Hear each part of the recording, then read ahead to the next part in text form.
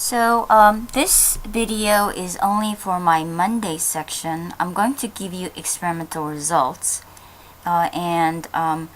this is only because I'm going to Indianapolis to present some papers at the American Chemical Society meeting.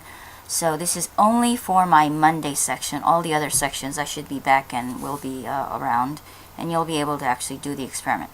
So this is only for the Monday class.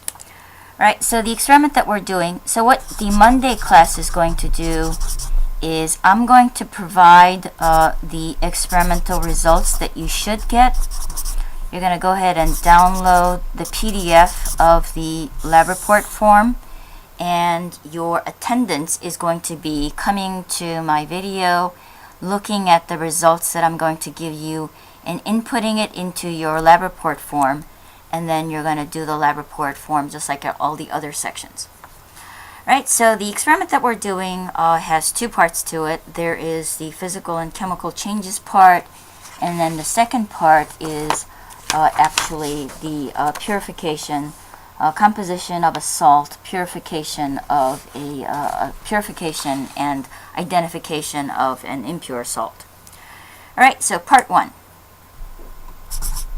Part one is our physical and chemical changes reaction part. So the reaction that you're doing is you're going to start out with sodium bicarbonate, which is a solid. You're going to react it with hydrochloric acid. Hydrochloric acid is actually going to be dissolved in water, so it's AQ for aqueous. And then you're going to get a reaction. I'll tell you that sodium bicarbonate is a weak base and that our hydrochloric acid is an acid. Right, so you're going to do a reaction, and when you react an acid with a base, you get a salt. So the particular salt that we get in this case is going to be sodium chloride.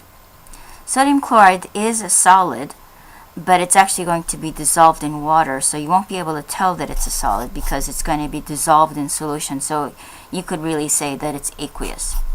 The other product of your reaction is going to be this, H2CO3. The name of this is carbonic acid.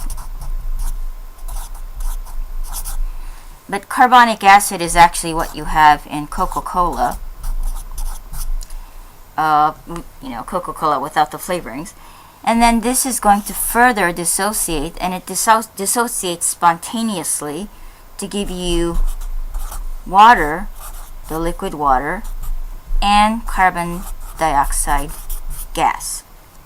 So when you do this reaction, you're going to take sodium bicarbonate, you're going to get solid sodium bicarbonate from the side, you're going to add hydrochloric acid to it, and then you're going to get this reaction. And the way you tell that this reaction has gone is because this second part, the dissociation of the carbonic acid to give you water and carbon dioxide, is going to be spontaneous. You're actually going to see the bubbling.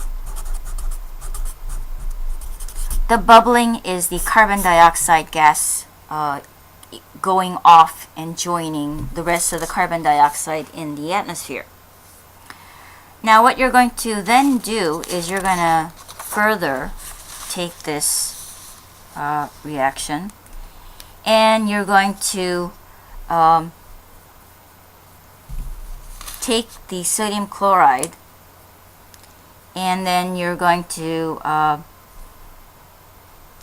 heat the sodium chloride. So after the end of this reaction, what you have is sodium chloride and water and carbon dioxide. So I'm going to just rewrite that.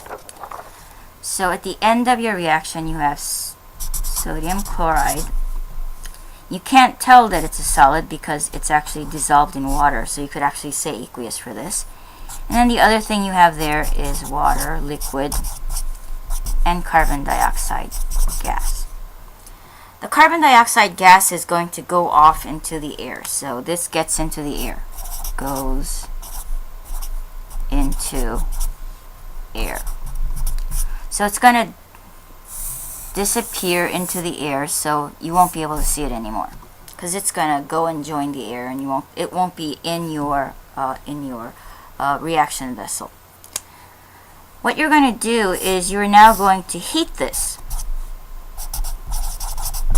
You're going to heat it using a Bunsen burner. And then what you're going to get out is you're going to get out a solid. And the reason why you're getting out a solid is because the water gets vaporized. So you start out with liquid water, you heat it, the water boils. It may even look like things are bubbling off, but really you're not getting bubbles of carbon dioxide coming off. You're actually getting water turning into gaseous form of water. So after you've heated it enough, this also goes into the air.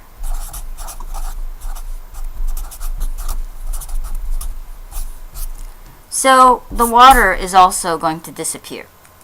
So the only thing that you're going to have left in your reaction vessel is the sodium chloride solid.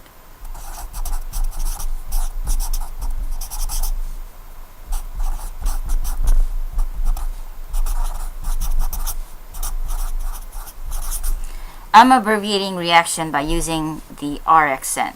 So this is my abbreviation for reaction. It's a common abbreviation that almost all chemists use.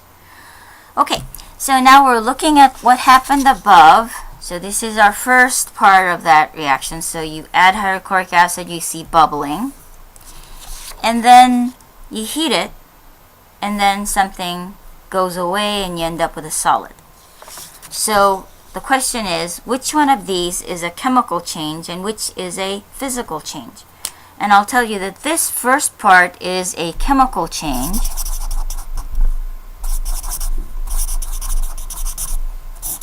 The reason why this is a chemical change is because you've gotten a compound with sodium, hydrogen, carbon, and oxygen, and over here it's no longer that. You've actually rearranged the atoms.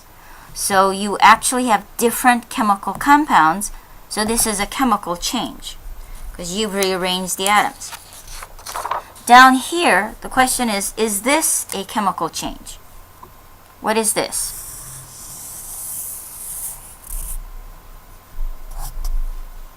Chemical or physical?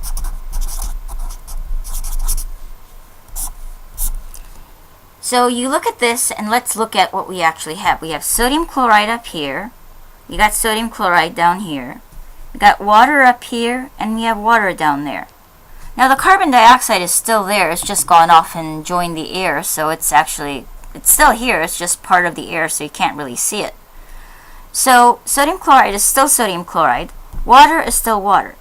The only difference is that water liquid has turned to water gas. So what is this? Is this a chemical change or a physical change? This is not a chemical change. It is a physical change. So that second part is a physical change. This first part where you're actually rearranging atoms, this is a chemical change. This is not a physical change. This is a chemical change. Okay?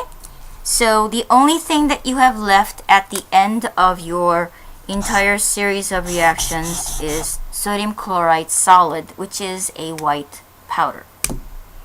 Alright, so I'm going to stop at this point because I don't want you to have difficulty uploading and downloading. So I'm going to stop and we'll continue in a minute.